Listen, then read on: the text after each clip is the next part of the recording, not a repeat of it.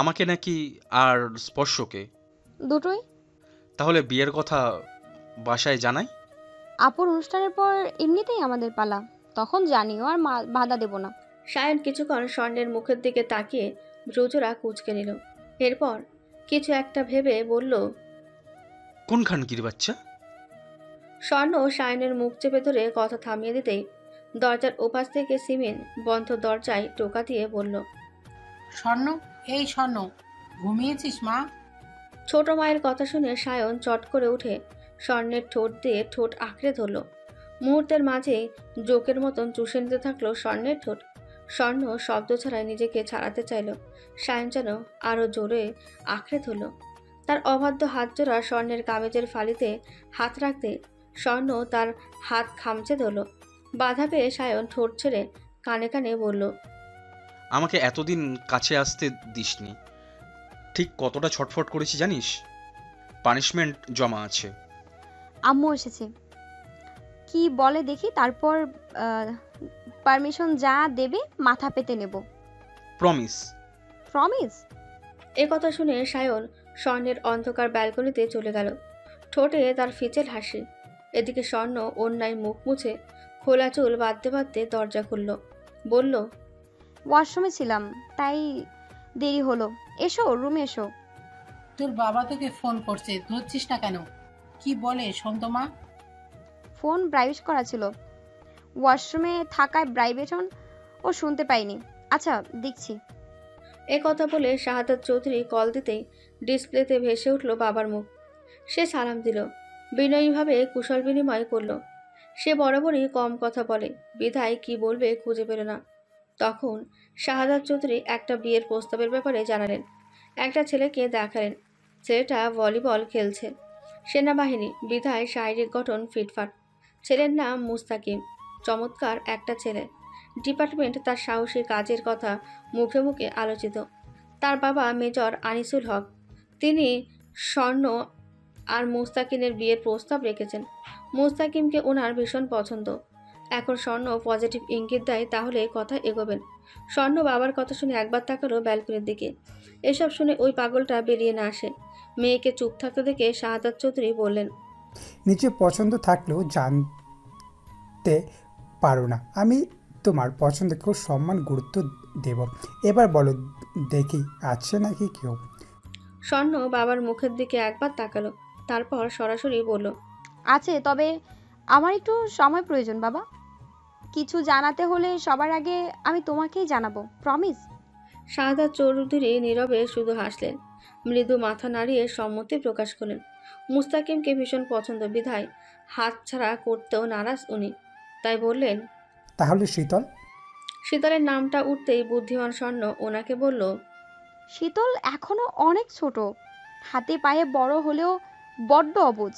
আমার মতে এখনই ওকে এসবের মধ্যে জড়ানো ঠিক হবে না। কয়েক বছর যাক, তখন না হয়। এবার শাহাদাত চৌধুরী মেয়ের কথায় সম্মতি জানিয়ে কল কাটেন। সিমিন মেয়ে ও স্বামীর কথা শুনলেও আগ বাড়িয়ে কোনো মন্তব্য করেনি, কারণ উনি জানেন স্বর্ণ বুঝদার। যা সিদ্ধান্ত নেবে জেনে বুঝে নেবে। অন্তত আরেকটার মতো লাফাতে লাফাতে গিয়ে শুকনো মাটিতে মুখ থুবড়ে পড়বে না। তারপর উনি নিচে যেতেই স্বর্ণ দ্রুত দরজা আটকে ঘুরে দাঁড়াতে সায়ন তাকে দেওয়ালের সাথে চেপে ধরে হিসিয়ে বলল, ছেলেটা কেমন? করবি বিয়ে? স্বর্ণ সায়নের হাতটা গলা থেকে সরিয়ে নিজেই রাগান্বিত সায়নের গলা জড়িয়ে দিল। তারপর মুচকি এসে বলল, আমার শাহরিয়ার সায়ন কি কম যে অন্য কাউকে বিয়ের কথা ভাবতে হবে আমার? এ কথা সায়নের কানে পৌঁছাতেই রাগ গলে জল হয়ে গেল। স্বর্ণকে ঠেলে দেওয়ালে ঠেকিয়ে গ্রাবীয় নাক ঘষতে ঘষতে বলল, শখের অনুষ্ঠান হওয়ায় এক সপ্তাহের মধ্যে তোকে আমার ঘরে তুলব। জান, বিশ্বাস কর, সত্যিই অযোগ্য হয়ে গেছি। আজকাল কষ্ট হয় নিজেকে সামলে নিতে। তোকে দেখলেই অবাধ্য মন বলে তোর মাঝে ডুব দিতে। স্বর্ণ হাসল। তারপর সায়নের কপালের চুল সরিয়ে আচমকা চুমু এঁকে বসল। এদিকে সায়ন হতভম্ব। সে বিস্ময় নিয়ে তাকিয়ে আছে। এই প্রথম স্বর্ণ নিজে থেকে তাকে চুমু দিল, তাও কপালে। কিন্তু এই মেয়েটা কি জানে তার কপালে দেওয়া ছোট্ট একটি চুমু তার হৃৎপিণ্ডে পৌঁছে গেছে? কাছে না আসায় অভিমানে পূর্ণ উত্তপ্ত বুকটা একেবারে হিমশীতল হয়ে গেছে। আজ চাঁদ রাত, পুরো একটা মাস সিয়াম সাধনার পর আগামীকাল ঈদ উদযাপিত হবে সারা দেশে। দেখতে দেখতে চোখের পলকেই যেন কেটে গেল দিনগুলো। প্রতি বছর সারাফা চৌধুরী সম্পদের হিসাব অনুযায়ী মোটা অঙ্কের অর্থ জাকাত দেন, জামা কাপড় বিতরণ করেন, বস্তির অসহায় মানুষদের সাহায্য করেন, মসজিদে মসজিদে ইফতার করান, মসজিদ তৈরি কিংবা মেরামতের কাজে টাকা দান করেন। এতিম দুস্থ বাচ্চাদের ঈদ রঙিন করতে নানান ব্যবস্থা করে থাকেন। এ বছরে বিপদ যেন পিছুই ছাড়ছে না। অনাকাঙ্ক্ষিত বিপদের কারণে এই বছরে সেসব কাজ দেরিতে হলেও ভাই ও 2 ছেলেকে নিয়ে সেটা সম্পূর্ণ করেছেন। ওনার একটা বিশেষ গুণ, উনি দানের কথা কখনোই কাউকে বলেন না। কত দান করলেন, কাকে দিলেন, কেন দিলেন, কিভাবে দিলেন, যা দেন সব নিজের মাঝে রাখেন। সারাফত, সাফওয়ান, শাহাদাত, সায়ন, সূত্র, রুবাব এদের সবার আয়ের কিছু অংশ একত্রে বিরাট অ্যামাউন্ট আসে। তখন 2 হাত ভরে দান করা যায়। যদিও ছেলেদেরকে কখনো দিতে বলেনি, তারাই নিজে থেকে দেয়। চৌধুরী বাড়ির সেফটির কথা স্মরণে রেখে জামা কাপড় বিতরণের আয়োজন বাড়ির বাইরে করেন। মজার ব্যাপার হলো, ঈদ সম্মুখে এলে বস্তি এলাকায় ট্রাক ভর্তি সামগ্রী নিয়ে যাওয়া হয়। ঈদের বাজার ও জামা কাপড় তুলে দেওয়া হয় গরিব মানুষদের মাঝে। দিনভর সেগুলো বিতরণ করা হয়। তারা জানে না কে দেয়। যারা হাতে তুলে দেয় তাদের জিজ্ঞাসা করলেও জবাব মেলে না, বলে না। জোর করলে বলেন, যারা দেয় তারা দোয়া করাতে দেয়। আপনারা মন থেকে দোয়া করুন। নরম মনের সরল মানুষটা সেটাই করেন। আর প্রতি বছর এভাবে আড়ালে থেকে সাহায্য করে আসছেন চৌধুরী বাড়ির পুরুষরা, যাদের মাঝে শো অফ করার লেমমাত্র নেই। চাঁদ রাত বিধায় ইফতারের পরপরই হই হুল্লোড় বেঁধেছে চৌধুরী বাড়িতে। ছোটরা কাড়াকাড়ি করে খেয়েছে ইফতারের সব খাবার দাবার। এত খাবার, এত আইটেম, তবুও ভাই বোনদের খাবার কেড়ে নেওয়ার স্বাদ যেন অমৃত। সায়ন শীতলের আলুর চপ কেড়ে খেয়ে নিয়েছে। এটা নিয়ে দুজন ঘ্যান ঘ্যান করে কেবল থেমেছে। তারা থামতে সাম্য শখের হাতে থাকা খেজুর কেড়ে মুখে পুরে নিয়েছে। শখ রাগে চোখে তাকাতেই দুশোটা খিলখিল করে হাসছে। শখে তারা কেউই ভয় পায় না, কারণ তাদের শখ আপু কখনোই কাউকে বকে না, বরং মিষ্টি করে কথা বলে। আদুরে সুরে এমন করে না সোনা ভাই, এটা কেন করলি পাখি? কি লাগবে? মন খারাপ কেন আমার কলিজার ভাইজানের? শখ সর্বদা এভাবেই কথা বলে। কত কি বোঝায়, ভাই বোনের আবদার মিটাতে কত কিছু কিনে দেয়। তাই বোনেদের মধ্যে শখ আপু বেস্ট, আর বোনেদের মধ্যে সবচেয়ে খারাপ শীতল, কারণ সে সব কিছুতে আগে ভাগে ভাগ বসায়। ইফতার সেরে সব ভাই বোনেরা ছাদে উঠেছে চাঁদ দেখতে। হই হই করে চাঁদ দেখে মাদুর পেতে বসেছে। সায়ন, শুদ্ধ, রুবাব, শখ, স্বর্ণ, শীতল, সাম্য, সৃজন সব কটাই উপস্থিত এখানে। গল্প হচ্ছে, হাসাহাসি হচ্ছে, খুনসুটির মারধর হচ্ছে। রুবাব কখনো এটা ওটা বলে শীতলকে রাগাচ্ছে, কখনো সাম্য, সৃজনের পেছনে লাগছে। সায়নও তাদের সাথে মেতে আছে। আর শুদ্ধ রেলিংয়ে হেলান দিয়ে পকেটে 2 হাত গুজে তীক্ষ্ণ দৃষ্টিতে তাকিয়ে আছে পাশের ছাদে। সেখানে কয়েকজন ছেলে আড্ডা দিচ্ছে, বারবার এদিকে তাকাচ্ছে। সে ব্যাপারটা খেয়াল করে এবার ফোনটা বের করে কাউকে ফোন করলো। শুদ্ধ বলছি। অসময়ে পাশের বাসার শুদ্ধ ভাইয়ের কল পেয়ে সৌরভ অবাকই হলো। সে সালাম দিয়ে কুশল বিনিময় করলো। শুদ্ধ পুরুষালী গুরুগম্ভীর কণ্ঠে সালামের জবাব দিয়ে বলল, তোদের ছাদে কজন ছেলেকে দেখছি, 2 মিনিটের মধ্যে নিচে নামতে বল। কোনো সমস্যা ভাই? কিছু করেছে তারা? না, তবে না নামলে কিছু হবে। আচ্ছা, আমি এক্ষুনি নামতে বলছি। শুদ্ধ কল কাটতেই ছেলেগুলোর মধ্যে একজনের কাছে কল এলো। ওরা ওদিকে একবার তাকিয়ে শুদ্ধকে সালাম দিয়ে নিচে নেমে গেল। এদিকে এত কিছু ঘটলেও বাকিদের কারোরই খেয়াল নেই। তারা নিজেদের গাল গল্পে ব্যস্ত। শুদ্ধ সেখানে দাঁড়িয়ে দেখছে চৌধুরী বাড়ির চাঁদের হাট। আনন্দে ঝুমঝুম করার প্রতিটা প্রাণ চৌধুরী বাড়ির হাট। তারা নিজ নিজ জায়গায় দাঁড়িয়ে আলো ছড়ায়, সুখ বিলায়। এই জন্যই চৌধুরী বাড়িতে এত সুখ, এত আনন্দ। সবার মাঝে হঠাৎ তার চোখ গেল সাম্য, সৃজনের হাসিমাখা মুখের দিকে। মাত্র কয়েকটা দিন হয়েছে ব্যান্ডেজ খোলা হয়েছে। বাচ্চা দুটো যেন নতুন করে বেঁচে উঠেছে। আবারও তাদের মধ্যে ফিরে এসেছে চঞ্চলতা, যদিও আগের তুলনায় খানিকটা সুস্থও বটে। তবে ওষুধ চলবে আরও কিছুদিন। ওদিকে কথায় কথায় ভাই বোনেদের মধ্যে সাম্যের ছোটবেলার একটা ঘটনা মনে পড়ল সায়ন। হাসতে হাসতে ঘটনাখানা মুখেও বলল। সেটা স্মরণ করে একযোগে হেসে উঠল সবাই। হাসতে হাসতে গড়াগড়ি খাওয়ার মতন অবস্থা তাদের। কথাও বলতে পারছে না কেউ হাসির চোটে। রুবাব মনে করতে পারছে না, কারণ রুবাব ছিল না। তাই সায়নও ঘটনাখানা বলতে লাগলো। একদিন সাম্য সৃজন দুই ভাই খেলনা নিয়ে মারামারি লাগিয়েছে। দুজন দুজনাকে খামচি মেরে রক্তারক্তি অবস্থা। ওদের খামচাখামচি দেখে চুপ করে পেছন থেকে সিরাত এসে দুটোকেই আরেক ঘা বসিয়েছে। মায়ের মার খেয়ে একসাথে চিৎকার করে কাঁদছিল ওরা। শুদ্ধকে ভাই বোনেরা ছোট থেকে একটু বেশি ভয় পায়, আবদার করে, তবে লিমিট রেখে। সেদিন ঢাকা থেকে শুদ্ধ ফিরেছে, ঘণ্টাখানিক হয়েছে মাত্র। ফ্রেশ হয়ে বাইরে যাওয়ার জন্য বের হতেই দেখে দুই বানর গলা ফাটিয়ে কাঁদছে। তাদের চোখ মুখ খামচানো, রক্ত বের হচ্ছে একটু একটু। তাকে দেখে দুটোরই হঠাৎ কান্না বন্ধ হয়ে গেল, তবে ফোপানো বন্ধ হলো না। ওদের কান্নারত মুখ দেখে শুদ্ধ ভ্রুকুচকে জিজ্ঞাসা করেছিল, কি হয়েছে? চোখ মুখের এই অবস্থা কেন তোদের? তারা কিছু বলার আগে সিরাত পুরো ঘটনা তাকে জানায়। ওরা দুই ভাই নিজেদের এই অবস্থা করেছে দেখে দুটোকে কান ধরতে বলে। তারা ধরে। ড্রয়িং রুম তখন ফাঁকা। সিরাত তখন বকতে বকতে যান অ্যান্টিসেপটিক আনতে। তখন শুদ্ধ বলে, বাইরের কাউকে পাইনি। বাইরের কাউকে পাসনি? ভাইয়ে ভাইয়ে মারামারি করছিস কেন? এবার থেকে মারামারি করতে ইচ্ছে করলে বাইরে থেকে কাউকে মেরে আসবি। মারার পর আরও দুখা বসিয়ে শাসিয়ে আসবি, যাতে বাড়িতে বিচার নিয়ে না আসে। বোঝা গেল? তবু আমি যেন না দেখি নিজেরা নিজেরা মারামারি করেছিস, মনে থাকবে? দুজনই কান ধরে ঘাড় কাত করে সম্মতি জানালো। তখন শুদ্ধ বলল, আজকের পর থেকে যদি শুনি নিজেরা মারামারি করছিস, দুজনকে উল্টো করে ঝুলিয়ে মারবো। কিন্তু এখন ভুল যখন করেই ফেলেছিস, তখন পানিশমেন্টও ফরজ হয়ে গেছে। এ কথা বলে সে সৃজনকে বলল বাবা মায়ের সম্পর্কে কিছু বলতে। সৃজন বলল, আমি আমার বাবা মাকে খুব ভালোবাসি, তারাও আমাকে খুব ভালোবাসে। এক বাক্যে কতবার করলি? স্মার্ট ছেলেরা এইভাবে কথা বলে? স্পষ্টভাবে, কনফিডেন্টলি আবার বল। এবার যতবার বলবি ততটা মাইর খাবি। মায়ের ভয়ে এবার ছাড়া সৃজন তার টাস্ক পূরণ করলো। এবার এলো সাম্যের পালা। শুদ্ধ তাকে বলল নিজের সম্পর্কে বলতে। সাম্য বলতে শুরু করলো, আমি সুহানার চৌধুরী শ্যাম। আমি একজন মানুষ। আমার দুটো চোখ আছে, দুটো গাল, একটি মুখ, একটি নাক ও একটি সুস্থবান বাম আছে। বাম আমাদেরকে বুঝতে সাহায্য করে। প্রাণীদের বাম মানুষের মতো নয়, তাই তারা মানুষের মতন বুঝতে পারে না। সাম্যের কথা শুনে শুদ্ধ ফোন থেকে চোখ সরিয়ে বলল, গর্ধব একটা, তোর ইয়ে আছে সেটা গর্ব করে বলতে হবে? তুমি তো বললে নিজের সম্পর্কে বলতে, তাই আমার যা আছে তাই নিয়ে বললাম। এটাই ছিল সেই ঘটনা মনে করে আজ এত হাসাহাসি। তাদের আড্ডার মাঝে সাফওয়ান চৌধুরী একটা ছেলেকে নিয়ে ছাদে এলেন।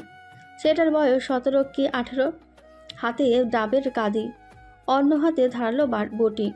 উনি ছেলেটাকে ইশারা করতে ছেলেটা ডাব কেটে সব বাচ্চাদের হাতে ধরিয়ে দিলেন।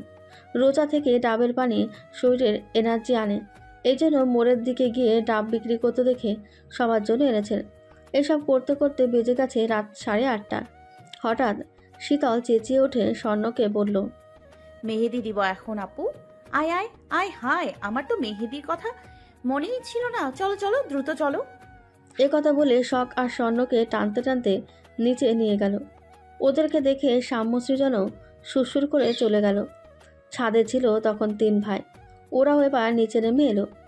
আজমের কল পেয়ে সায়ন গেল পার্টি অফিসে। আজ ফিরবে কি বলা যাচ্ছে না, তবে স্বর্ণকে ইশারায় বলে গেছে হাত ভর্তি করে মেহেন্দি পরতে। বাড়ি ফিরে যেন স্বর্ণের মেহেন্দি রাঙা 2 হাত দেখতে পায়। স্বর্ণ জবাবে কিছু না বলেও তার চোখজোড়া হেসে উঠেছে। মাঝে মাঝে সায়ন যখন তাকে শাড়ি পরতে বলে, চোখজোড়ায় মোটা করে কাজল পরতে বলে, তখন মুখে বিরক্ত হলেও মনে মনে খুশি হয়। এখন যেমন সায়নের কথায় জবাব না দিলেও সে খুব খুশি হয়েছে এবং ব্যক্তিগত পুরুষটাকে খুশি করতে মেহেন্দি পরবে, তবে হাত ভর্তি করে নয়, খুব সাধারণভাবে। তবুও সায়ন এসে মুগ্ধ চোখে হাত নেড়ে চেড়ে দেখবে, চুমু খাবে। মানুষটা বরাবরই বড্ড পাগল। বাইরে যেমনই হোক না কেন তাকে খুব যত্ন করে, ভালোবাসে। এদিকে বাড়ির গিন্নি কাল সকালে কি কি রান্না করবে সেসব আলোচনা করছে। আজ রাতে কিছু কাজ এগিয়ে রাখছেন হাতে হাতে। মেয়েরা ড্রয়িং রুমে হই হই করে মেহেন্দি দিতে বসেছে। স্বর্ণ দিয়ে দিচ্ছে শীতলকে, আর শখ দিয়ে দিচ্ছে সাম্যকে। সৃজন আপাতত গাল ফুলিয়ে বসে টিভি দেখছে। মেয়েদের মেহেন্দি দেওয়া কখন হবে কে জানে, 10:30 তো বেজেই গেছে। তাই সিতারা বাকিদের টেবিলে খাবার দিয়ে বড় থালায় ভাত এনে সব কটাকে খাওয়াতে বসলেন। আর একটু ভাত বাড়লেই না খাওয়ার বাহানা জুড়ে বসবে বাচ্চাগুলো। খাওয়ার ইচ্ছে না থাকলেও সিতারা জোরাজুরিতে শুদ্ধ আর রুবাব অল্প করে খেলো। তারপর হাঁটাহাঁটির কথা বলে বাগান পেরিয়ে বাইরে গেল। হাঁটতে হাঁটতে মোড় পার করে কিছু দূর গিয়ে যেতেই রুবাব একটা দোকান থেকে সিগারেট আর লাইটার কিনে আনলো। একটা তার ঠোঁটে গুজে আরেকটা শুদ্ধর দিকে এগিয়ে দিল। শুদ্ধ সেটা নিয়ে সিগারেটের ধোঁয়া উড়িয়ে বলল, ঝগড়া করেছিস? এ কথা শুনে রুবাব এক পলক তাকিয়ে পরপর দুটো টান মেরে জবাব দিল, হয়েছে। ঐশ্বর্যকে আনমনা হয়ে কাজ করতে দেখলাম। আজ কিছু কাজে ভুল করেছে, বকা খেয়েছে। হাতে ব্যান্ডেজ দেখলাম। কি হয়েছে হাতে? রান্না করতে গিয়ে নাকি হাত পুড়িয়েছে। এখন একটা গালি দেই গালি। দেশে ফেরার পর থেকে একবারও দেখা করেনি। বিয়ের কথা বললেই নাকি ওর চান্দি গরম হয়ে যায়। শালা শ্বশুরডার মরেও না, আবার পথও ক্লিয়ার হয় না। তোকে না মেনে মরবে কেন? সেটাই, ওরা বাবা মেয়ে পয়দা হয়েছে আমার জীবন জ্বালানোর জন্য, নয়তো এরকম খাপে খাপ হারামজাদার বাপের হারামজাদি কন্যা হয় কি করে? শুদ্ধ ভাইরে, শোন না, হাতে কি বেশি পড়েছে? ডক্টর দেখিয়েছে? কি বলেছে ডক্টর? ঐশ্বর্যের হাত পোড়ার কথা শুনে রুবাবের উতলা ভাব দেখে শুধু মুচকি আসলো শুদ্ধ। এই পাগল দুটো দুজনকে এত ভালোবাসে, অথচ ভাবখানা এমন করে যেন কেউ কাউকে চেনে না, কখনো কথা হয়নি। কারণ বাংলা সিনেমার মতন তাদের এক হওয়ার মাঝে দাঁড়িয়ে আছে ঐশ্বর্যের বাবা রাশিয়ান সায়েন্টিস্ট মিখাইল ইগর, ঐশ্বর্যের মা রেজিনা মাহতিমের দ্বিতীয় স্বামী। মায়ের ভুল মানুষকে সঙ্গী করার মাসুল দিচ্ছে ঐশ্বর্য। ওই বেচারি পড়ে গেছে অথই সাগরে। রেজিনা যদি ইগরের প্রেমের জালে গা না ভাসাতেন তাহলে ঐশ্বর্য স্বাভাবিকভাবে লাইফ লিড করতে পারত, কিন্তু সেটা হয়নি। কারণ ঐশ্বর্যের সৎ বাবা মিখাইল ইগর ঐশ্বর্যকে সবসময় হাতের পুতুলের মতো নাচিয়ে যাচ্ছে। উনি সায়েন্টিস্ট হয়ে ওনার আবিষ্কার ভুলফাতে ব্যবহার করেন। এমনকি ঐশ্বর্যকে শুদ্ধের সঙ্গে কাজ করতে পাঠানো ছিল মিখাইলের একটি বড় প্ল্যানের অংশ, যেটা ঐশ্বর্য আগে শুদ্ধকে জানিয়ে দিয়ে তার সাথে দেশে ফিরে এসেছে। ইগরের থেকে পালিয়ে বাঁচতে আছে শুদ্ধের গোপন ল্যাবে। সেখানে রাত দিন এক করে রিসার্চের কাজ চালিয়ে যাচ্ছে মেয়েটা। খুব তাড়াতাড়ি তাদের একটা আবিষ্কার উন্মোচন করা হবে বিশ্ববাসীর কাছে। সেটা নিয়ে জোর কদমে কাজ চলছে। সে নিজেও কাজের মাঝে পড়ে থাকতো ল্যাবে, কিন্তু ইগরের লোক আর ইয়াসির আঠার মতন পেছনে পড়ে আছে। অল টাইম তার দিকে নজর রাখছে। নজর ফাঁকি দিয়ে ওই ল্যাবে যাওয়াটাও রিস্কি হয়ে যাবে বলে যাচ্ছে না, এমন ভাব করে চলতে হচ্ছে। ঐশ্বর্যের কোনো খোঁজ সে জানে না, অথচ শুদ্ধের সাথে তার প্রতিনিয়ত কাজ নিয়ে কথা হয়। মেয়েটা সত্যিই মারাত্মক লেভেলের ট্যালেন্ট। তার কাজের ধরন ভাবনা অবিশ্বাস্য রকমের সুন্দর। আর রুবাব কীভাবে যেন তাকেই প্রেমে পিছলে পড়েছে।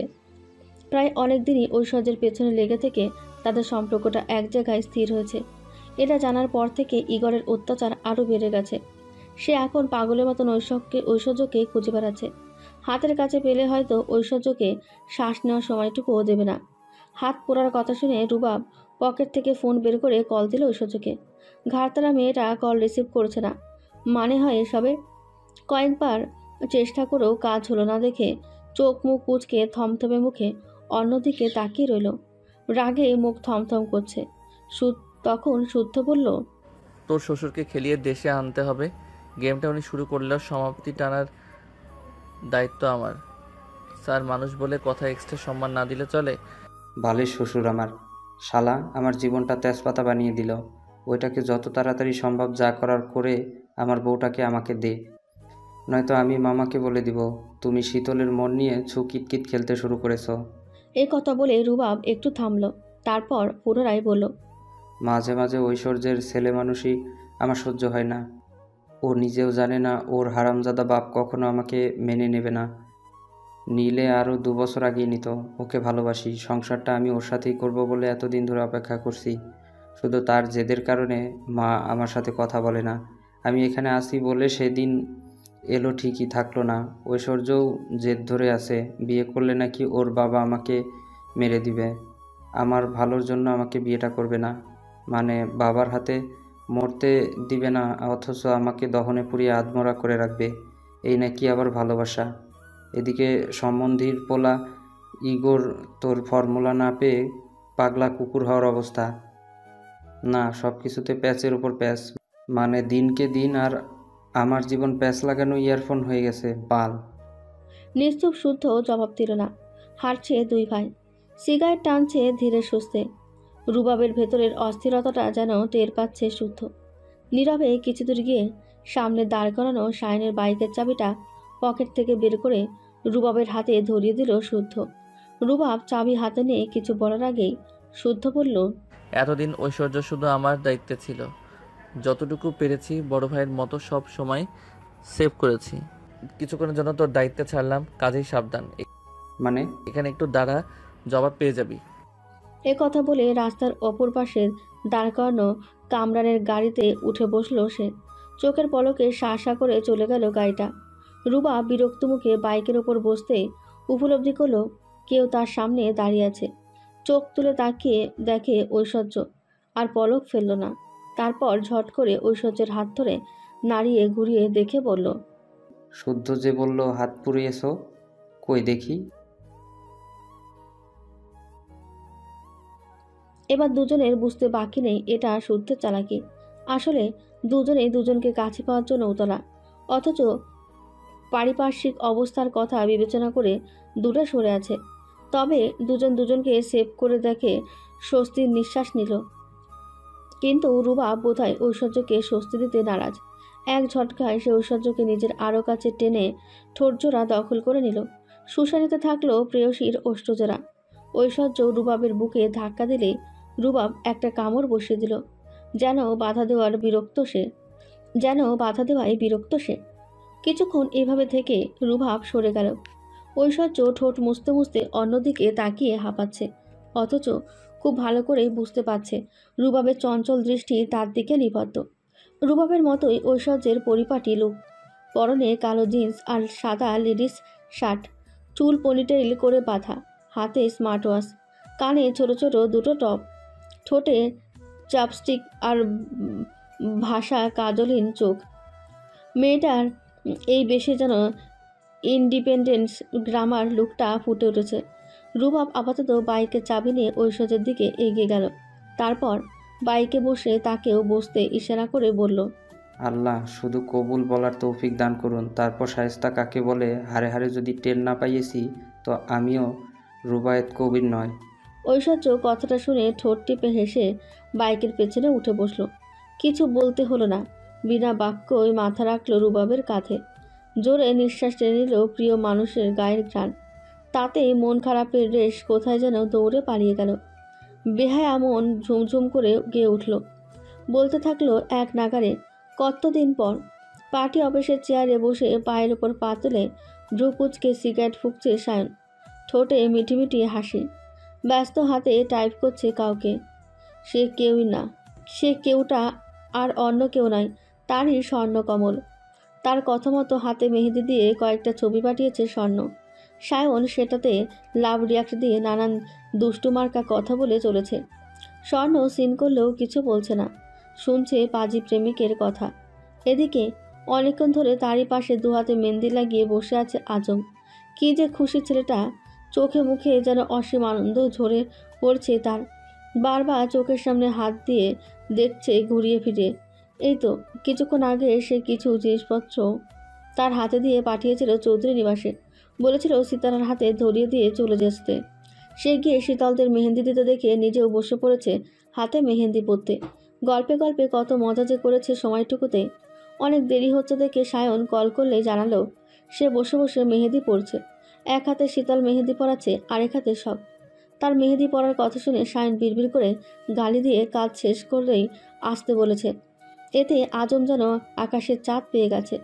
সে ধীরে ধীরে মেহেদির পরে রাতের খাবার খেয়ে তারপর এসেছে। বাড়ির সবাই নাকি বলেছে কাল যেন বেড়াতে যায়। শীতল বলছে মেহেদির রং কেমন আসে তা দেখিয়ে আসতে। মেহেদির রং দেখলে নাকি বোঝা যায় মনে কতটুকু ভালোবাসা আছে।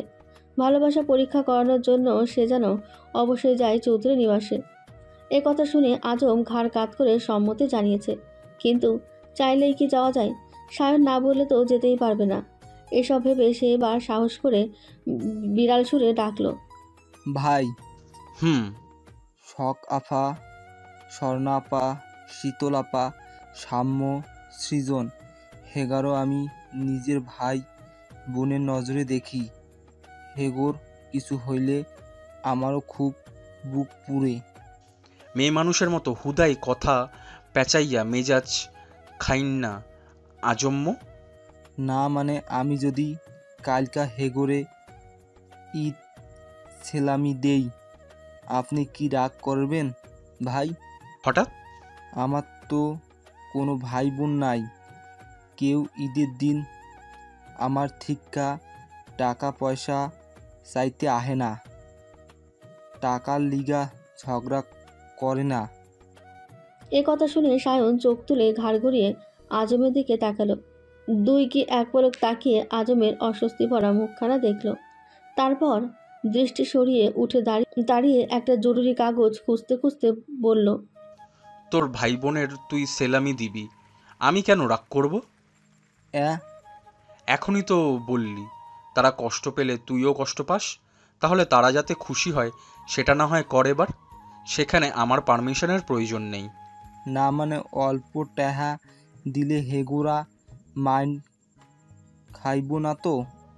যুগ হিসাবে আমার ভাই বোনেরা সবসময় অল্পতে খুশি, তবে যে যেটা ঠিক হাসি মুখে খুশি মনে করে দিতে হবে, নয়তো তারা লাখ টাকার বান্ডিলেও ছুঁয়ে দেখবে না।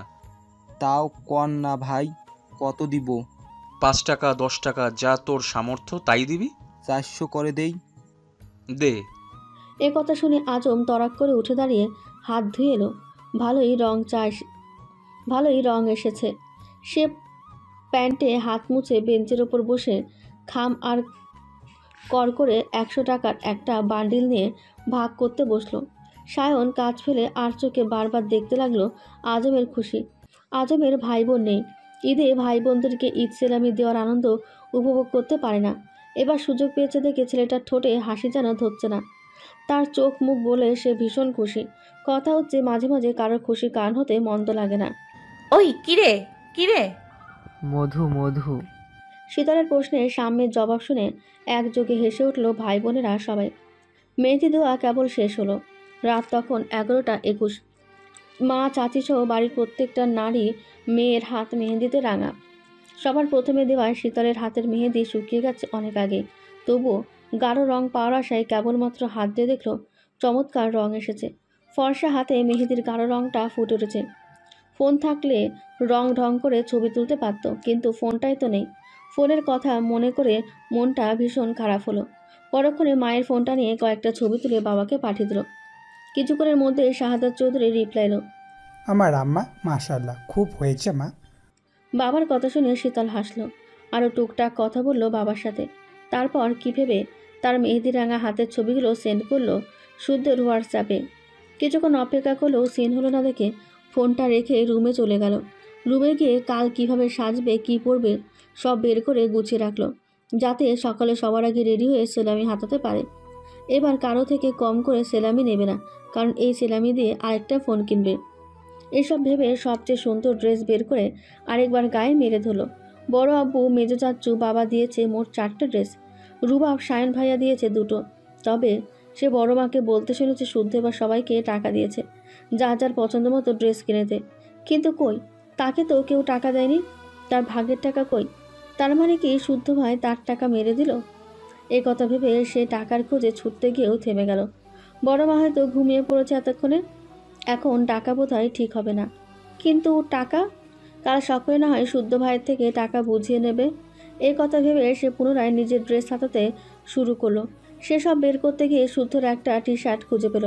এটা চুরি করা কত রং টি শার্ট মনে নেই, তবে এগুলো শুদ্ধের সেটা মনে আছে, কারণ তার পরনে জামা কাপড় কিংবা ব্যবহার করা সুগন্ধি সব কিছুর মধ্যে স্পেশাল কিছু একটা থাকে। জিনিস সাধারণ, তবে দেখে মনে হয় অসাধারণ। এমনকি পছন্দ নিয়েও কিছু বলা নেই। জহুরির চোখে তাকিয়ে খুঁজে খুঁজে ইউনিক জিনিস খুঁজে বের করতে পটু সে। কিছু চাইলে টাকা নেয় বললেও কানের কাছে একটু ঘ্যান ঘ্যান করলে সেটাই কিনে দেয়। তখন আর দাম কোনো ব্যাপার না। বলা বাহুল্য শুদ্ধ ভাই এমনিতে খুব ভালো, কিন্তু কিছু করলেই চালাকার দিয়ে মারে। এই যা, এসব কথা ভাবতে ভাবতে ড্রেসিং টেবিলের সামনে গিয়ে দাঁড়ালো শীতল। চুল আঁচড়ে লম্বা বেনুনি গাঁথল।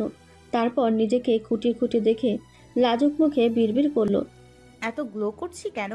এ কথা বলে লজ্জা পেয়ে 2 হাতে মুখ ঢাকলো। কিন্তু তার লজ্জার জান কবচ করতে তখনই আচমকা হেঁচকি উঠতে লাগলো। 1 বার 2 বার 3 বার করে একের পর এক হেঁচকি উঠতেই থাকলো বেচারির। মানে হয় এসবের? কোনো কাজ করতে গেলে অঘটন ঘটিয়ে ঘটে বসে। এখন একটু লজ্জা পাবে তারও জো নেই। মরতে মরতে এখনই হেঁচকি উঠতে লাগলো। শুদ্ধ ভাই ঠিকই বলে, সে কোনো কাজে না। সে হচ্ছে ননির পুতুল। নির্দিষ্ট কারো রুমে শোভা বাড়ানো ছাড়া ওকে দিয়ে আর কিছুই হবে না। ধুর, ফুরফুরে মেজাজ একেবারেই বিগড়ে গেল। হেঁচকির ঠেলায় আগে ঢকঢক করে পানি গিলে শুয়ে পড়ল। রাত বাড়ার সাথে সাথে স্তব্ধ চৌধুরী নিবাস। ঘুমে বিভোর চৌধুরী বাড়ির প্রত্যেকটা সদস্য। ঘড়িতে তখন রাত 2:30। পায়ে হেঁটে মূল ফটক পেরিয়ে শুদ্ধ তখন বাড়ি ফিরল। রুবাব ফিরেছে অনেক আগে, কয়েক ঘন্টা আগে। কথা হয়েছে তার সাথেও। ঐশ্বর্যকেও ল্যাবে পৌঁছে দিয়েছে। শান ফিরবে কখন ঠিক নেই। সকাল হবে হয়তো। তার দলের একজন ছেলের বাবা মারা গেছে কিছুক্ষণ আগে। উনি নাকি প্রায় 11 বছর ধরে বিছানাগত হয়ে পড়েছিলেন, অতঃপর চাঁদ রাতে মারা গেলেন। ঈদ কিংবা ঈদের আনন্দটুকু পুরোপুরিভাবে উপভোগ করতেও পারলেন না। খুব খারাপ লাগলো কথাটা শুনে। কিন্তু মৃত্যু কি আর বলে আসে? চিরন্তন এই সত্যকে মেনে নিতেই হবে। মৃত্যু প্রভাবশালী ধনী গরিব দেখবে না। যখন যার দুয়ারে দাঁড়াবে তাকে মৃত্যুর স্বাদ গ্রহণ করতে হবে। বাইরে এখনও পটকা ফুটছে, গান বাজছে। চাঁদ রাত উদযাপন করতে বাঙালি রাত অনেক হয়েছে। তাই শুদ্ধ নিজের কাছে থাকা চাবি দিয়ে দরজা খুলে ভেতরে প্রবেশ করলো। নিঃশব্দে দরজা আটকালো। তারপর ফ্রিজ থেকে ঠান্ডা পানির বোতল নিয়ে এগোলো রুমের দিকে। শীতলের রুমটা পার হতে গিয়ে দেখলো দরজা আটকানো। সচরাচর দরজা বন্ধ করে ঘুমায় না শীতল, ভয় করে। দরজা বন্ধ মানে এখনও ঘুমায়নি, বোধহয় ব্যাঙাচি। ঈদের ড্রেস পরে এখনই সাজতে বসেছে না কি কে জানে। সাজতে পারে, তার যা স্বভাব। সে যদি এখন ঈদের ড্রেস পরে ঘুরে বেড়ায় তাও অবাক হবে না, কারণ সে কাজগুলো করে ওই রকম। শুদ্ধ আর দাঁড়ান না, রুমে গিয়ে একেবারে শাওয়ার নিল। রাতে ঘুমানোর আগে শাওয়ার নেওয়া তার বহুদিনের পুরনো অভ্যাস। শাওয়ার নিয়ে ঘুমালে নাকি ঘুমও ভালো হয়। শাওয়ার নিয়ে মাথা মুছতে মুছতে এসে দাঁড়াতেই হঠাৎ তার নজর পড়ল আয়নার দিকে। মাথা থেকে হাত নামিয়ে হাত রাখলো কানের 2 ইঞ্চি নিচে নরম মাংসে। কিছু মনে হতেই নিচের ঠোঁট দাঁত দিয়ে কামড়ে ধরল। ঠোঁটের কোণে মুচকি হাসি খেলে গেল বোধহয়। দ্রুত হাত সরিয়ে তোয়ালে ব্যালকনিতে মেলে দিয়ে অনেকগুলো খাম আর কচকচে নতুন টাকার বেশ কয়েকটা বান্ডিল নিয়ে বসলো। মা চাচি থেকে শুরু করে এই বাড়ির দারোয়ান কাকার ছেলে মেয়েদের নামও তালিকাভুক্ত করে লিস্ট বানালো। বাদ গেল না ল্যাবে কাজ করা তার প্রত্যেকটা সহকর্মীদের নাম। সবার জন্য একে একে সেলামি রেডি করে সব খাম একসাথে রাখলেও একটা খাম সরে রাখলো। এমন জায়গায় রাখলেও কেউ খুঁজে না পায়। অতঃপর সব ঠিকঠাক করে শুয়ে পড়লো। ঘড়ির কাঁটা ঘুরতে ঘুরতে সদ্য 1 ঘন্টা পেরিয়েছে বোধহয়। তখন কেউ নিঃশব্দে প্রবেশ করলো। পা টিপে এলো বিছানার কাছে। চোখের ওপর হাত নাড়িয়ে দেখলো ঘুমিয়েছে কিনা। সারা শব্দ না পেয়ে এবার আর একটু কাছে এলো। বুকের কাছটায় প্রাণ ভরে শ্বাস টেনে নিল। উফ উফ, সেই মাতাল করা ঘ্রাণ। এত টানে কেন? এত ভালো লাগে কেন? কি আছে এই ঘ্রাণে? এত পাগল পাগল লাগেই বা কেন? মন বলে ঘ্রাণের সাথে মানুষটাকেও কেড়ে নিতে। বুকের কাছটার শার্ট খাবড়ে ধরে চোখে চোখ রেখে বলতে ইচ্ছে করে, এই যে বিশুদ্ধ পুরুষ, খুব তাড়াতাড়ি আমার হয়ে যান না প্লিজ। না হয় এই বুকটা আমার নামে লিখে দিন। আপনার এই বুকে মুখ ডুবিয়ে দুনিয়াদারি ভুলতে চাই আমি। আমার পুরো পৃথিবীটাকে আমি শুদ্ধময় করতে চাই। শুদ্ধর তীব্র ভালোবাসায় ডুবে শীতল হতে চাই। এ কথা বলে সে আচমকা ঠোঁট ছুঁয়ে দিল শুদ্ধের বুকে। মুগ্ধ নজরে তাকালো ঘুমিয়ে থাকা সুদর্শন পুরুষটাকে। দৃঢ় কপাল, বুদ্ধিদীপ্ত 2 চোখ, বাঁকা ভ্রু, টিকালো নাক, একজোড়া পাজি ঠোঁট। যারা হাসতে জানে না, হাসলেও তা মেপে গুনে মানুষ বুঝে। শীতল বিছানায় ভর দিয়ে গালে হাত দিয়ে মেঝেতে বসলো। তারপর কিছু একটা ভেবে ফিক করে হেসে দ্রুত নিজেকে সামলে শুদ্ধের হাতটা টেনে নিল। বাম হাতে লুকানো মেহেন্দি বের করে ধীরে ধীরে লিখল, আমার বউ নাই, আমি এতিম। হঠাৎ বা হাতের তালুতে শিরশিরে কিছু অনুভব করলো শুদ্ধ। চট করে চোখ জোড়া না খুলেও বুঝলো কেউ তার হাতে ফু দিচ্ছে। ততক্ষণে শীতলের মেহেন্দি দেওয়া শেষ। সে এখন ধীরে ধীরে ফু দিচ্ছে যেন তাড়াতাড়ি শুকায়। এভাবে বসে থেকে ফু দিতে দিতে সে কয়েকবার হামে তুলল। রীতিমতো ঢুলছে। চোখে রাজ্যের ঘুম। কিছুটা সময় ঘুমের সাথে যুদ্ধ করতে করতে শুদ্ধের হাতের দিকে তাকিয়ে হাসলো। সকালে কি হবে পরে দেখা যাবে, এখন মন যখন যা যা বলেছে করেছে। তারপর ওভাবে বসে থাকতে থাকতে এক পর্যায়ে ওর চোখ লেগে গেল। ধীরে ধীরে ঘুম গাঢ় হয়ে মেহেন্দির উপর পড়তেই শুদ্ধ চট করে শীতলের মুখটা ধরে ফেলল। নয়তো হাতের মেহেন্দি শীতলের পুরো মুখে লেপটে যেত। কিন্তু হাতে লিখলোটা কি সেটা দেখার জন্য নিজের হাতের দিকে তাকিয়ে প্রচুরা কুঁচকে ফেলল। এসব কি? সে এতিম? বউ নাই বিদায় এতিম বানিয়ে দিল এই মেয়ে। শুদ্ধ চোয়াল শক্ত করে শীতলের দিকে একবার তাকিয়ে আবার তাকালো নিজের হাতের দিকে। তারপর বিছানা থেকে নেমে শীতলের মাথাটা আগে ঠিকঠাকভাবে বিছানায় রাখলো, যেন ঘাড়ে ব্যথা না পায়। তারপর সে শীতলের পাশে হাঁটু গেড়ে বসে মেহেদি তুলে ঘুমন্ত শীতলকে জিজ্ঞাসা করলো, আমি এতিম? আমার বউ নাই? কে বললো নাই? দেখবি আমার বউকে। তুই একা দেখলে হবে না যদিও, তবে চল এক কাজ করি বাড়ি শুদ্ধ সবাইকে দেখাই। এতে তুইও খুশি, বড়রাও খুশি, তোদের খুশিতে আমিও খুশি। এ কথা বলে সে মেহেদির টিউব তুলে নিয়ে পুনরায় নিজের হাতের দিকে তাকালো। তারপর মিটিমিটি হাসতে হাসতে শীতলের নাম গালে লিখে দিল, আমার বউ। আজ ঈদ, মুসলিমদের ঘরে ঘরে বয়ে যাচ্ছে ঈদ আনন্দ। চৌধুরী গিন্নিরা ফজরের পরপরই উঠে রান্নাঘরে চলে এসেছেন। ব্যস্ত হাতে সামলাচ্ছেন রান্নাবান্না। ঈদের নামাজ শুরু হবে সকাল 7:30টায়। সবাই গোসল সেরে রেডি হতে হতে খাবার রেডি করে ফেলতে হবে। এই ঈদে শাহাদাত চৌধুরী আসতে পারবে না ভেবে সিমিনের মনটা খুব খারাপ ছিল। মেয়ে দুটো ভিডিও কলে কথা বলার সময় মলিন মুখে তাকিয়েছিল বাবার দিকে। তবে তাদের চোখ দুটো যেন চিৎকার করে বলছিল, এসো বাবা এসো, আজকে দিনটা না হয় আমাদের দাও। শাহাদাত চৌধুরীও মলিন হেসেছিলেন, কিন্তু গতকাল রাত 3টায় তিনি কাউকে না বলে উপস্থিত হয়েছেন। আজকে সকালে সবার সামনে উপস্থিত হয়ে সবাইকে চৌকে দেবেন ভেবে বাইরে বের হননি। সিমিনকেও বলে দিয়েছে আপাতত কাউকে না জানাতে। সিমিনও হেসে সম্মতি জানিয়েছে। সায়ন সকালবেলা বাইরে থেকে বাড়ি এসে আগে রান্নাঘরে ঢুকলো। হাত মুখ ধুয়ে ফ্রেশ হওয়ার সময় নেই যেন। সে মাকে দেখা মাত্র হড়বড় করে বলল, আম্মু খেতে দাও, কিচ্ছু ভীষণ ক্ষুধা লেগেছে আমার। ছেলের কথা শুনে সীতারা পাশ ফিরে তাকিয়ে তাকে আপাতমস্তক দেখে বললেন, তুই কেবল বাড়ি ফিরলি, তোর কি আক্কেল জ্ঞান হবে না রে সায়ন? আমি আবার কি করলাম? সারা রাত বাইরে কি এত কাজ তোর? সায়ন আর জবাব দিল না, পারল না, কারণ তার আগেই সিরাত তার মুখে মাংস পুরো দিয়ে বলল, লবণ ঠিকঠাক আছে কিনা দেখ তো বাপ। সায়ন মাংসটুকু চিবিয়ে খেয়ে দাঁত বের করে হেসে বলল, একটা খেয়ে বোঝা যায় নাকি? এক বাটি দাও। তার কথা শুনে সিরাজ সিমিন একযোগে হেসে ফেলল। সায়ন একবার একাই 2 কেজি মাংস খেয়ে ফেলেছিল লবণ চেক করতে দিয়ে। তবু বলতে পারেনি লবণ ঠিকঠাক হয়েছে নাকি। তবে ছেলের ক্ষুধা লেগেছে শুনে সিরাজ ঝটফট 1 বাটি মাংস তুলল বাটিতে। সিমিন ফ্রোজেন পরোটা ভেজে আগে খেতে দিল ছেলেটাকে। সায়ন খাবারের প্লেটটা হাতে নিয়ে টেবিলে বসতেই স্বর্ণ নেমে এলো। পাশ কাটিয়ে যেতে গেলে সায়ন তাকে ডাকলো। স্বর্ণ তার কাছে গেলে পরোটা আর মাংস ছিঁড়ে স্বর্ণের মুখের সামনে ধরে বলল, ঈদ মুবারক। দেখ তো লবণ হয়েছে নাকি। আমি আবার ও সব বালছাল বুঝি না।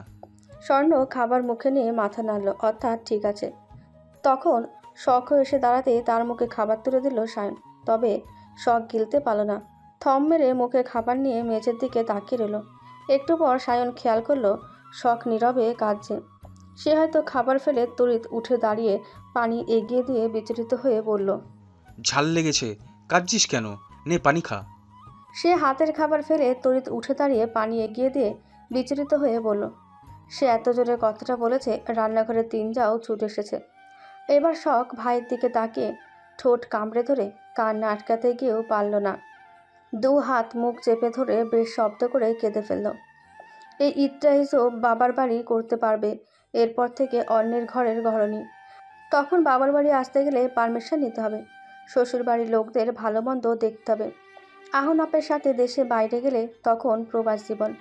মেয়েদের জীবনটা কেন যে এমন, তাকে এভাবে কাঁদতে দেখে সবার চোখে পানি চেলে এলো। অশ্রু টলমল করে তাকিয়ে রইল শখের দিকে। সায়ন এগিয়ে গিয়ে বোনকে জড়িয়ে নিতেই শখের কান্নার যেন বাঁধ ভাঙল। সে ভাইয়ের বুকে মুখ লুকিয়ে শব্দ করে কেঁদে বলল, সায়ন বোনের মাথায় হাত রাখল।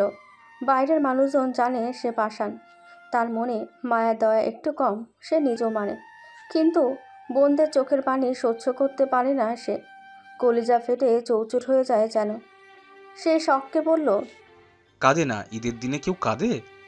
সেলামি নিবি না? যা, নতুন জামা পরে আয়। কথাটা বলতে গিয়ে গলা কেঁপে উঠল। সিতারা চোখ মুছতে মুছতে চলে গেলেন। সারাফাত চৌধুরী ড্রয়িং রুমের সোফায় বসে তাকিয়ে আছে এদিকে, চোখের কোণ ভেজা। সাফওয়ান চৌধুরীও ভাই বোনের দৃশ্য দেখে চোখ মুছতে মুছতে বাগানের দিকে চলে গেলেন।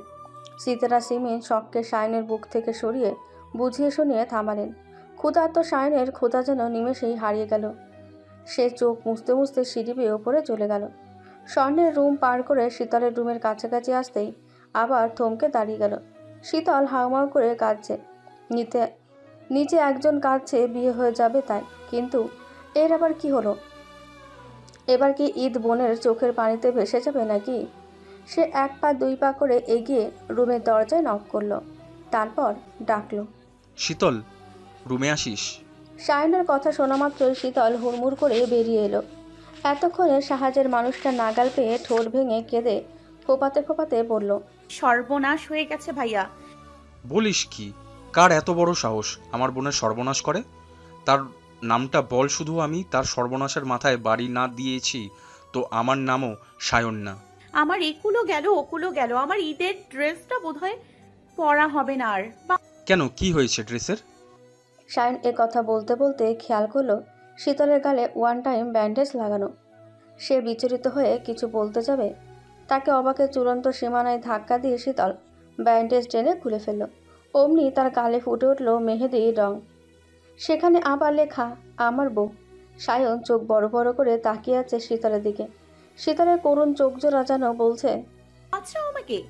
সে আবার বিস্মিত সুরে বলল, কি রে বনু, তোর গালে এটা কি? কিভাবে কি হলো বুঝলাম না। আমি ঘুমিয়েছিলাম, ঘুম থেকে উঠে দেখি গালে এটা। জিনটিনের কাজ নয় তো? জিন আসবে কোথা থেকে? আমি তো শুদ্ধ ভাইয়ের রুমে ছিলাম। ওয়েট, শুদ্ধর রুমে কেন? এবার শীতল ধরা পড়ে গেল। খামি খাওয়া মাছের মতন আমতা আমতা করতে লাগলো। সায়ন শীতলের কথার মাঝে সেখানে রুবাবও উপস্থিত হলো। সে কিছু বলতে গেলে শীতলের দিকে তাকিয়ে কথা হারিয়ে শুধু ড্যাব ড্যাব করে তাকিয়ে রইল। শীতল হাত দিয়ে গাল ঘষতে ঘষতে লাল করে ফেলেছে, তবুও গালের রং একটু ওঠেনি, বরং ফর্সা গালে গাঢ় রং ফুটে উঠেছে। এখন এই লেখা নিয়ে নিচে যাবে কিভাবে? কেউ কিছু বললে জবাবে কি বলবে?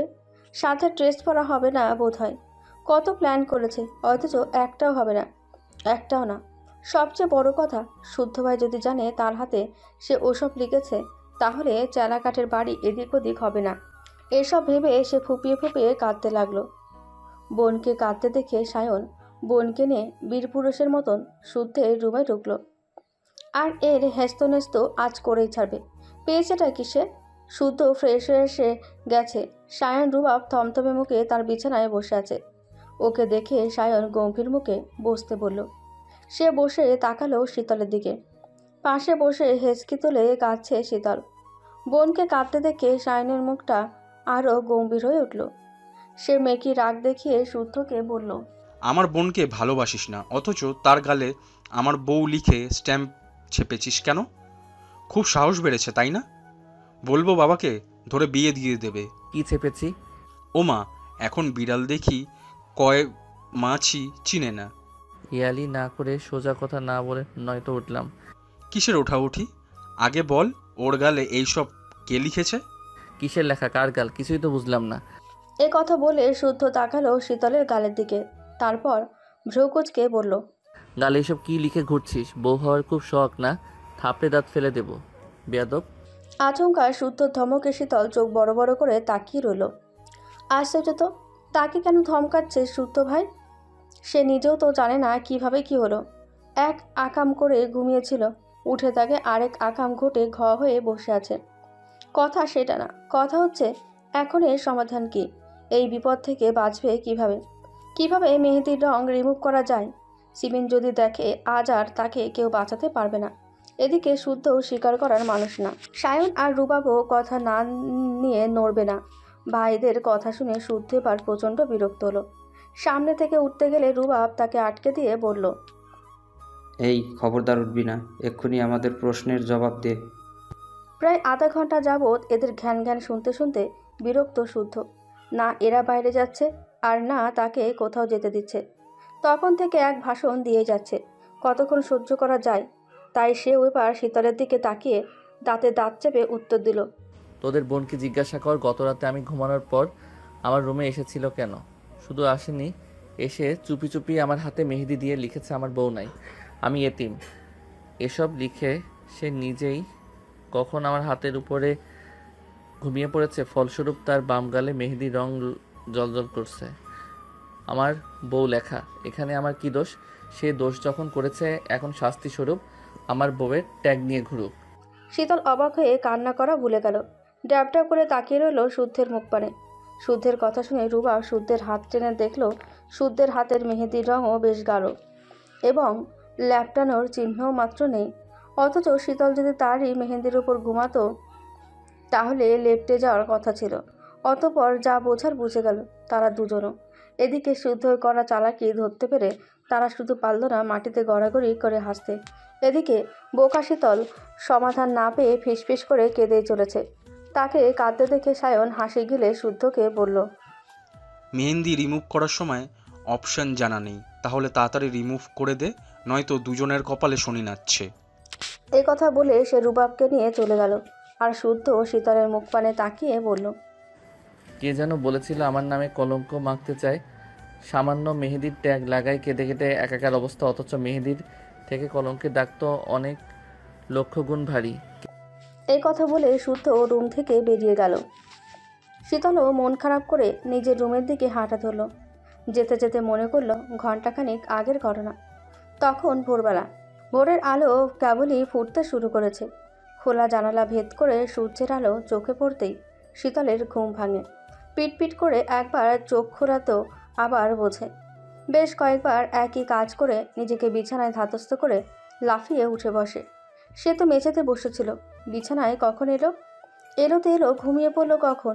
সে না শুদ্ধ ভাইয়ের হাতে মেহেন্দি দিতে এসেছিল, তারপর দিয়েও দিল। এরপর কি হলো? একথা মস্তিষ্কে ধাক্কা দিতে তড়িৎ পাশ ফিরে তাকালো। শুদ্ধ তার থেকে দূরত্বে ও পাশ ফিরে উপর হয়ে ঘুমাচ্ছে। শীতল আস্তে ধীরে বিছানা থেকে উঠে গেল শুদ্ধের কাছে। শুদ্ধের হাত টেনে নিয়ে চোখ বুলিয়ে দেখে লেখায় ভালোই রং হয়েছে, বাহ টকটক করছে। সে মুখ টিপে হেসে ভাবলো বাড়ির সবার সামনে শুদ্ধকে খুব লজ্জা দিবে। এতদিন বিয়ের শখ ভেতরে চেপে মনে মনে ঠিক বিয়ের জন্য লাফাতো, এখন সেই শোক মন টপকে হাতে এসে পৌঁছেছে। ফলে হাতে লিখে রাখে আমার বউ নাই, আমি এতিম। আহারে আহারে, বিশুদ্ধ পুরুষের কতই না কষ্ট। এসব ভাবতে ভাবতে তার হাসি চওড়া হলো। আজ ঈদের দিন, অনেক কাজ বাকি, তাই সে আর দাঁড়ালো না। শুদ্ধের হাতটাকে আস্তে করে রেখে যাওয়ার জন্য পা বাড়িয়েও থেমে গেল। পেছনে ফিরে ঘুমন্ত শুদ্ধের দিকে তাকিয়ে আরেকটু কাছে এলো, তারপর আরেকটু, তারপর কানে কানে ফিসফিস করে বলল, ঈদ মোবারক বিশুদ্ধ পুরুষ, একটু পরেই সালামি নিতে আসবো কিন্তু। এই কথা বলে সরে গিয়ে দ্রুত পায়ে শুদ্ধের রুম থেকে বেরিয়ে গেল। নিজের রুমে গিয়ে হাতের মেহেন্দি দেখে খুশিতে মন ভালো হয়ে গেল। মেহেদির রংটা কি যে দারুণ এসেছে। সে এবার নাচতে নাচতে ফ্রেশ হতে গেল। ওয়াশরুমের দরজা আটকে মিররের দিকে তাকিয়ে ফ্লাইং কিস ছোড়া তার বদ অভ্যাস। আজও একই কাজ করতে গিয়ে মিররে তাকাতেই ধপ করে হাসি নিভে গেল। চোখ বড় বড় করে তাকিয়ে গালে হাত দিয়ে ঘষে মেহেদি ওঠানোর বৃথা চেষ্টা করলো। লেখার উপরে মেহেদিটুকু উঠে গেলে গালে জল জল করে উঠল আমার বউ। সে এবার হতবাক হয়ে বিড়বিড় করলো, আমার বউ মানে? ও খোদা, কার বউ হলাম আমি? রাতের মধ্যে কার বউয়ের ট্যাগ পেয়ে গেলাম? এসব মনে করে মন খারাপ করে শীতল ফ্রেশ হয়ে বেরিয়ে এলো। শুদ্ধকে ওর রুমে দেখে কিছু বলার আগে শুদ্ধ তাকে মুখ মুছতে ইশারা করলে তাই করলো। তারপর তাকে কিছু বলতে না দিয়ে তুলোতে কিছু একটা নিয়ে তার গালে আলতো করে ঘষতে লাগলো। আশ্চর্যের ব্যাপার, মেহেদির রং পুরোপুরি না উঠলেও হালকা হয়ে এলো। দুই একবার এভাবে ঘষার দাগ অনেকটাই হালকা হলো। পুরোপুরি উঠবে না জেনে সেও আর ঘষল না। একটা ওয়ান টাইম ব্যান্ডেজ গালে লাগিয়ে বলল, কিছু জিজ্ঞাসা করলে বলবি, ব্যথা পেয়েছিস? এবার শীতলের ঠোঁটে হাসি ফুটল, তার কান্না থেমে গেছে। তাকে হাসতে দেখে শুদ্ধ মুখের দিকে কয়েক পল তাকিয়ে চলে গেল। শীতলও সমাধান পেয়ে উড়ন্ত প্রজাপতির মতন ছুটতে ছুটতে নিচে চলে গেল। আর গিয়েই বাবাকে দেখে চিৎকার করে উঠল।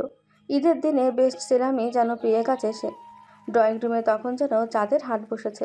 বাকিরা শীতলের গালের দিকে খেয়াল করে কি হয়েছে জানতে চাইলে শুদ্ধের বলা কথাটা বলেছে সবাইকে। একটু পরে বাড়ির পুরুষরা একসাথে নামাজে যাবে। ঈদের দিন এটাই যেন অন্যতম দৃশ্য। গিন্নিতে রান্না শেষ। বাড়ির পুরুষরা শাওয়ার নিয়ে রেডি হতে লেগে পড়েছে। কিন্তু রেডি হতে গিয়ে বেঁধেছে আরেক সমস্যা। নিজেদের কেনা আনা পাঞ্জাবি পছন্দ হচ্ছে না সাম্য সৃজনের, অথচ তারা নিজেরা চুজ করে কিনেছিল। এমন ভাব করেছিল এটা কিনে না দিলে ওখানে শুয়ে গড়াগড়ি খাবে। এখন এই নিয়ে বেঁধেছে চিৎকার চেঁচামেচি। সারাফাত চৌধুরীরা 3 ভাই পরেছে একই রকম পাঞ্জাবি। সায়নরা সব ভাইরা পরেছে একরকম পাঞ্জাবি। বাড়ির মেয়েরা একই রকমের ড্রেস, বাড়ির গিন্নিরা একই রকমের শাড়ি। এসব রুবাব দিয়েছে সবাইকে। সাম্য সৃজন তো নিজের বাপের টাকায় কেনা পাঞ্জাবি ফেলে ভাইয়ের সাথে মিলিয়ে পাঞ্জাবি পরে এখন বেজায় খুশি। বাড়ির সবাই এখন হালকা মিষ্টি মুখ করে নামাজে যাবে। সবাই উপস্থিত থাকলেও শুদ্ধ নামেনি দেখে সীতারা সেমাইয়ের বাটি নিয়ে ছুটলেন ছেলের রুমে। শুদ্ধ কানে ফোন ঠেকিয়ে পাঞ্জাবির হাতা গোটাতে গোটাতে কথা বলছে কারোর সাথে। মাকে দেখে স্বল্প কথায় কথা সেরে মুচকি হাসল। সীতারা ছেলেকে দেখেই মনে মনে বলে ফেলল, মাশাল্লাহ মাশাল্লাহ। উনি নিজের হাতে সেমাই ছেলের মুখে তুলে দিয়ে কপালে চুমু এঁকে দিলেন। শুদ্ধ মায়ের হাতে 2 বার সেমাই মুখে নিয়ে মাকে জড়িয়ে ধরে বলল, ঈদ মোবারক। সীতারাও হেসে ছেলেকে ঈদ মুবারক জানিয়ে তাড়াতাড়ি নামতে বলে চলে গেলেন। উনি যেতেই শীতল শুদ্ধের রুমে উঁকে দিল। দেখল বিশুদ্ধ পুরুষকে। না, মানতেই হয়, বিশুদ্ধ পুরুষ দেখতে আসলে সুদর্শন। এমন একটা মানুষ ব্যক্তিগত পুরুষ হলে মন্দ হয় না, বরং ভালোই হয়। যখন তখন চাপটে ধরা যায়। কিন্তু এই ষাটটাকে পটাতে তো পারে না সে। কম চেষ্টা তো করলো না। এসব ভেবে সে মুখ ভেঙচি দিতেই শুদ্ধ বলল, মেজরের মেয়ে হয়ে ভদ্রতা জ্ঞানের এত অভাব কেন তোর? গরুর চোখে আবার দেখে ফেলেছেন। যাই হোক, আসবো শুদ্ধ ভাই। কি বললি? ওই কিছু না তো, রুবাব ভাইয়া আতর দিতে বললো। শুদ্ধ আতর দিলে শীতল শুদ্ধের আপাদমস্তক দেখে যেতে গিয়ে ফট করে বলে বসলো, সালামিতে কি টাকাই দিতে হয় শুদ্ধ ভাই, আর কিছু দেয়া যায় না? জেরে কাজ না মানে সবার তো আর হাজবেন্ড শুদ্ধ ভাই নাই, আমার আছে, তাই তাকেই যদি আমার নামে কেউ লিখে দিত তাই বলছিলাম আর কি। ধর কেউ সত্যি সত্যি লিখে দিল তাহলে কি করবি? এই কথা শুনে শীতল থেমে গেল। চটজলদি পেছনে ফিরে শুদ্ধের মুখোমুখি দাঁড়িয়ে গেল। তারপর আচমকা শুদ্ধের বুকের বাঁ পাশে চুমু এঁকে মিষ্টি হেসে বলে বসলো, তার বুক জমিনে এভাবে চুমু এঁকে আগে আমার নামটা আগে খোদাই করতাম, তাহলে কেউ নজর দিতেও পারতো না আর কেড়ে নেওয়ার কথা ভাবতো না। শুদ্ধ জবাব দিল না, শুধু শীতল দৃষ্টিতে তাকিয়ে রইল। বুকের কাছটায় অদ্ভুত শিহরণ হচ্ছে। বারে বারে এভাবে মনের কথা জানালে আর কত সংশয় করা যায়, আর কত ধৈর্যের পরীক্ষা দেওয়া যায়। সে তো মানুষ, তারও তো ধৈর্যের সীমা পরিসীমা আছে, চাওয়া পাওয়া আছে, ইচ্ছে আকাঙ্ক্ষা আছে। আজকাল ইচ্ছে করে শীতলকে জানিয়ে দিতে যে তার বুকের গহীনে ছোট্ট একটি রাজকুঠুরি আছে। সেই কুঠুরিটা দলিল করা একমাত্র ব্যক্তিগত নারীর জন্য। সেই নারীর জন্য কুঠুরিতে একটু একটু করে জমা করেছে প্রেম সাগর। সেই সাগরে ঢেউ নেই, পানি নেই, নেই কোনো গর্জন, তবুও ভালোবাসার কমতি নেই সেখানে, বরং দিনকে দিন তা বেড়েই চলেছে। এদিকে শীতল এক বুক আশা নিয়ে তাকিয়ে আছে শুদ্ধের দিকে। আর কিভাবে বোঝালে বুঝবে শুদ্ধ ভাই?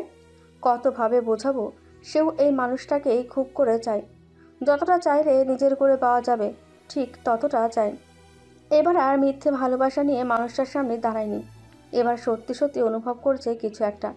পূর্বের মতো আজও শুদ্ধকে চুপ দেখে শীতলের হাসি ধীরে ধীরে মুছে গেল। সে তবুও শেষ আশাটুকু নিয়ে তাকিয়ে রইল যেন বিশুদ্ধ পুরুষ কিছু বলে। কিন্তু তাকে হতাশ করে শুদ্ধ সামনে থেকে সরে গেল।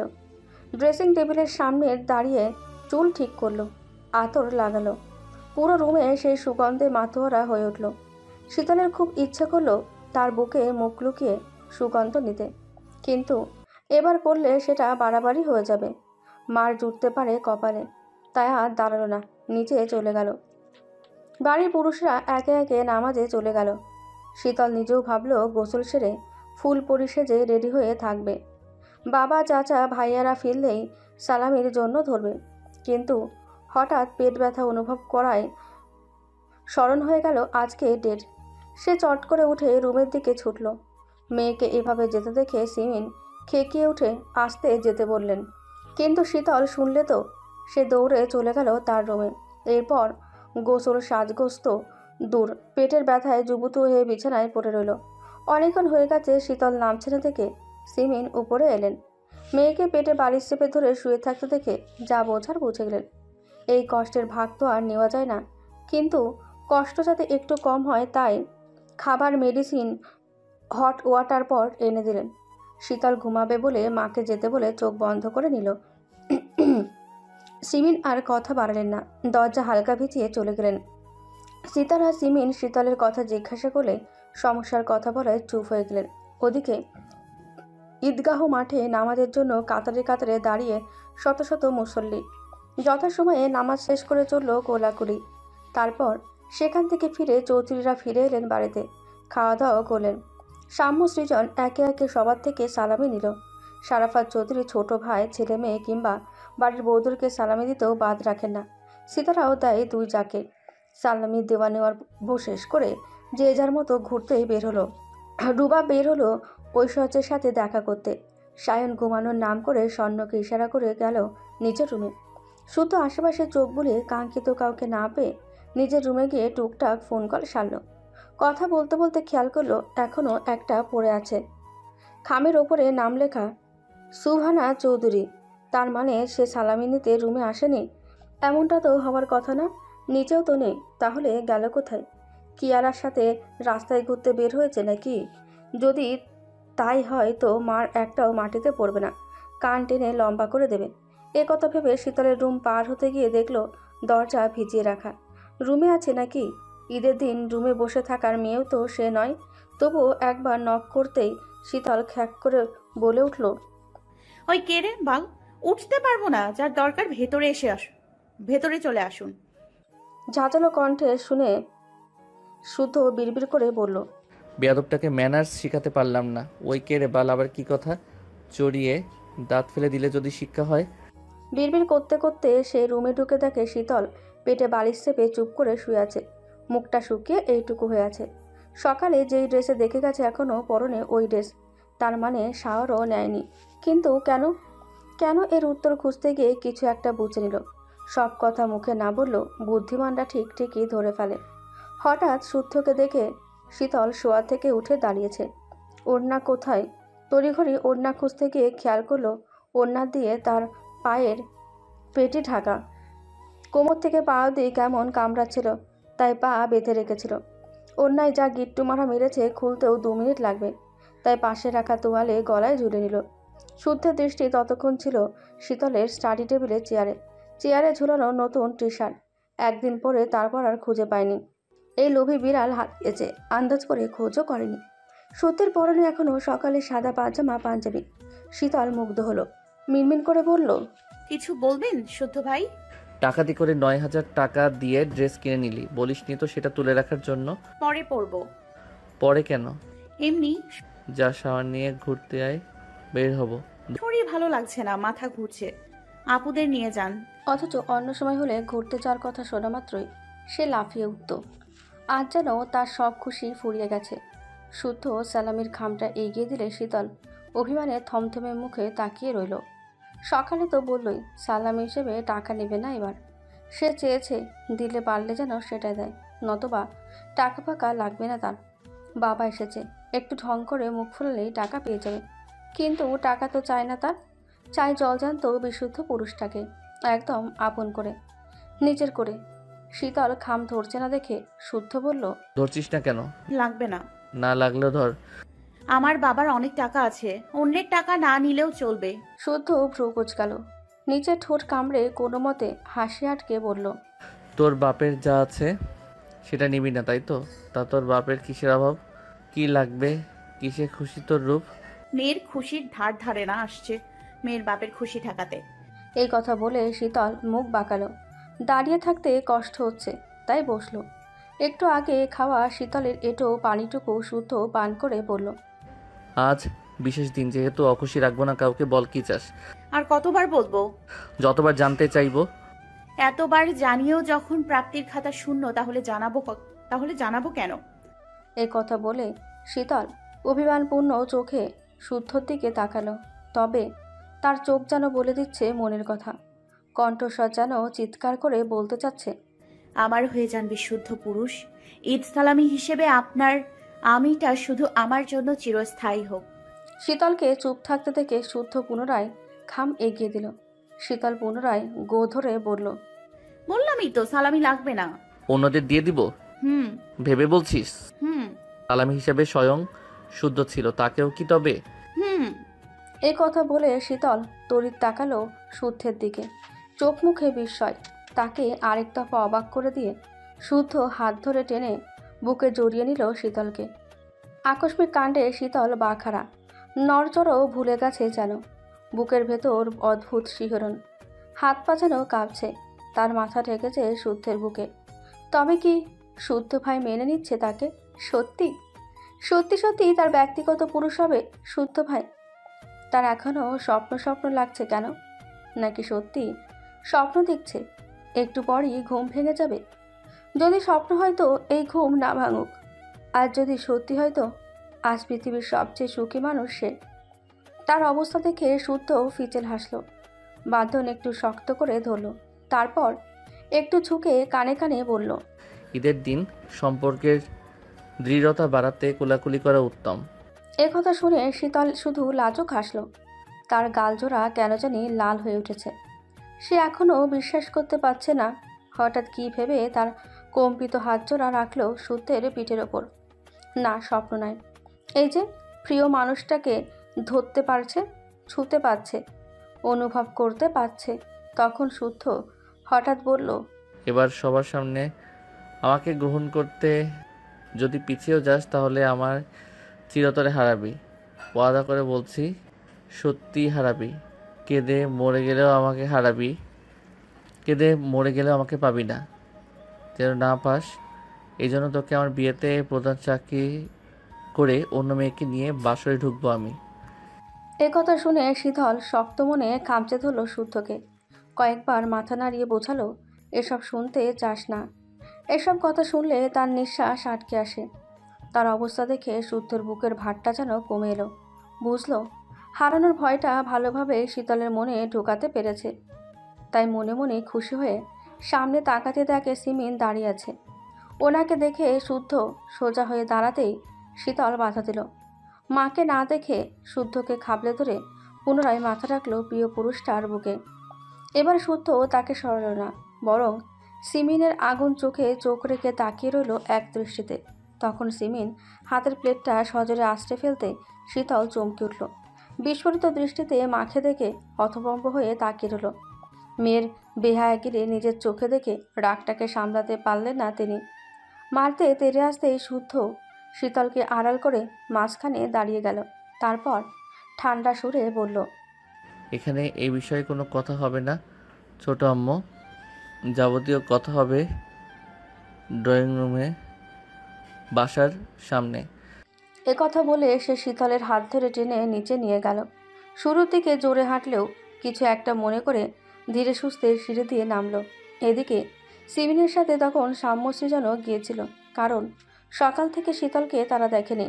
এদিকে সালামি টাকা গোনার সময় হয়ে গেছে, কিন্তু তারা শুদ্ধ শীতলকে জড়াজড়ি অবস্থায় দেখে সিমিনের প্লেট ছোড়া দেখে বিপদের সংকেত বুঝে গেছে।